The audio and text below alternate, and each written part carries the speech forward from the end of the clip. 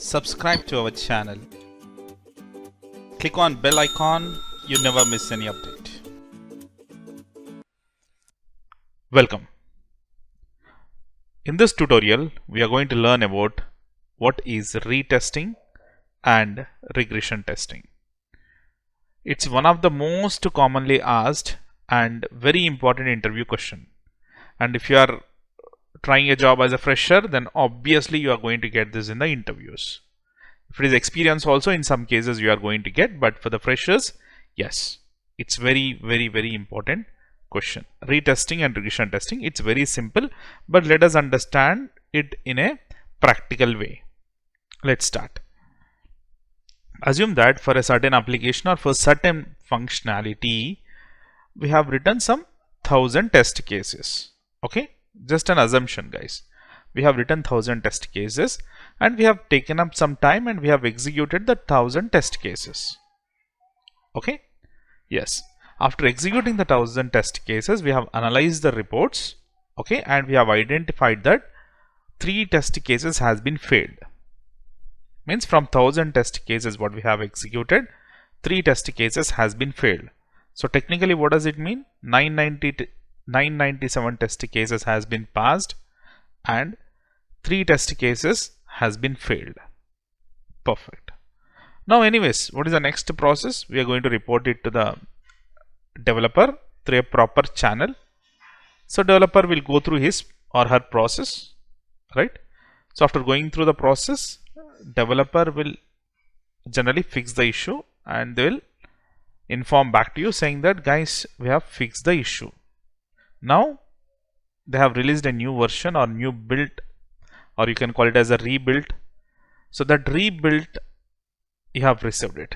Now my question is whether you are going to execute all the test cases or whether you are going to execute 997 test cases or only 3 failed test cases. What's your plan?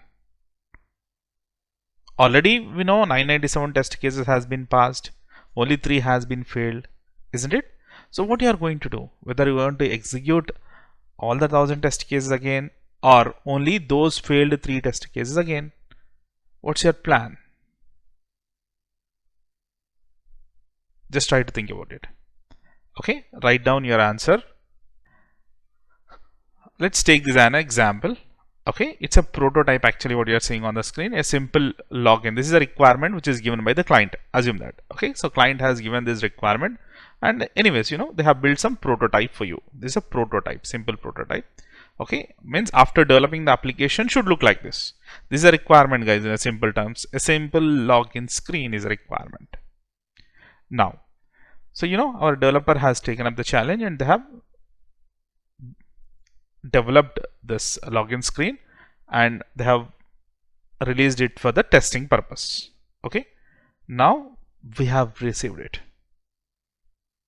This is what developer has released for the testing purpose. If we can have a look on this, this is what we were expecting, but we have received this. This is what we are expecting and this is what we have received. There is deviation, isn't it? Just identify the deviation. Yes, we are missing next button here. Perfect. Now we have identified defect. Point 1. So you know, after identifying a defect, we are going to report it to the developer through a proper channel. There is a process for that. Okay. Yes. So in the defect life cycle or bug life cycle, we are going to learn it. But anyways, so you are going to report this certain defect to the developer. So you'll be reporting it and developer will receive it. He will open the source code. He will try to fix the issue. And after that, again, he is going to give you a new build, a new version of it, where you are going to perform testing activity again on that. So this is what you have received for the second time. Yes, your problem has been fixed, isn't it? Earlier we have reported saying that there is no next button, but in the next release or in the rebuild or in the next build, they have implemented it. Your bug has been fixed. Perfect. But is that enough? Is that enough? Can we sign off the project saying that okay, the bug what we have reported is fixed? No, because just try to identify a few things here. You can see that expected, this is what we were expecting from the system. And first, when they were released the built one, there was no next button, and we have reported it to the developer. So developer has came up with a next button, but while doing this process, right, they have missed something which was there in this built one. Forget password is missing here. Forgot password is missing here, isn't it? Yes. Means what happened here, while modifying the source code, correct, to fix this issue, right, to fix this issue, obviously they'll open a source code and try to modify something into source code. While modifying the source code is all about dependencies. Okay, source code is completely dependent in each other. Okay, so due to this dependency factor, or maybe whatever the reason it may be, some components got disturbed, isn't it? Due to that, this forget password is completely eliminated from the picture, isn't it? So whenever we fix a bug, whenever we edit a source code, there are high chances of side effects, correct? Yes. Now let's come back to our theory again. What is retesting and regression testing? Retesting will only check whether the bug or the primary issue or primary cause has been resolved or not. In this case, whether that next button is appearing or not, that's it. But is that sufficient? No.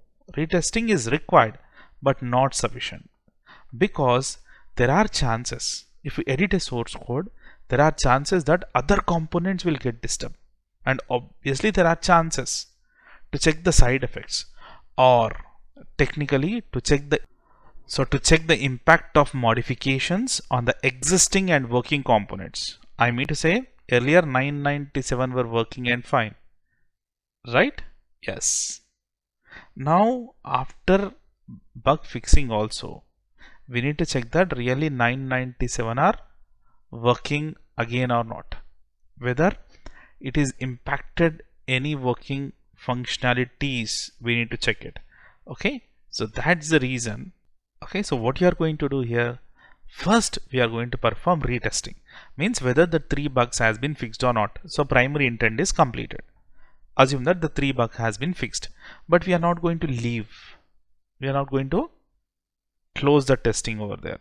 Now what we are going to do, we are going to check the impact of the modifications. In the sense, we are going to take the passed and failed test cases, and we are going to check whether while fixing a bug, okay, does it is affected any other components. Okay, so for that we are going to take failed and passed test cases. If our functionality dependent test case, assume that this 1000 test cases are completely dependent on each other, or this 1000 test cases are a functionality test cases, so definitely you need to execute all the 1000 test cases again without any hesitation. Okay, so retesting to check whether the bug has been fixed or not, regression testing to check the impact of modifications. If you make any modifications, whether it is impacting other working components.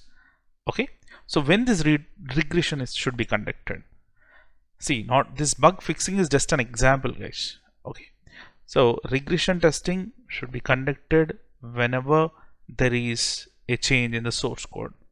Whatever the reason it may be, if developer makes any changes to the source code, the next your duty that you need to check the impact of it, you need to check the side effects of it. So definitely you need to take passed and failed test cases, or you need to take the functionality dependent test cases again, and you need to execute that.